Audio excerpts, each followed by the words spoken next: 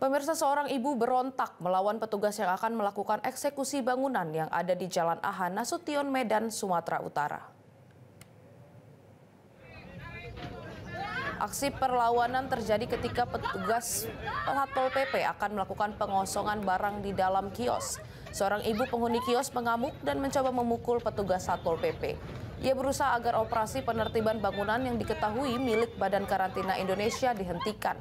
Meski perlawanan dilakukan, namun pengosongan tetap dilakukan. Seluruh barang yang ada di kios dibawa keluar oleh Satpol PP. Bahkan petugas menghancurkan seluruh bangunan yang ada di lokasi menggunakan alat berat. Menurut pihak Badan Karantina Indonesia, bangunan tersebut milik Badan Karantina Indonesia. Sejak 2021, Kementerian Pertanian sudah memberikannya ke pihak karantina. Namun sejumlah warga mengklaim lahan tersebut miliknya dan sudah berdiri sejak puluhan tahun yang lalu. Upaya mediasi dengan warga untuk segera mengosongkan lahan sudah dilakukan, tetapi masih ada warga yang menolak.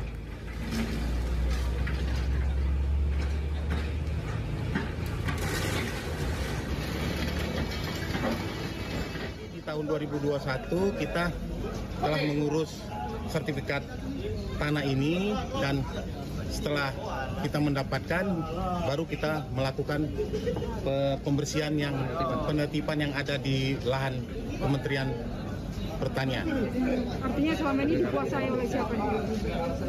Selama ini ada beberapa rumah yang kita beri pengertian, mereka keluar dengan kesadaran, tetapi ada satu yang di depan.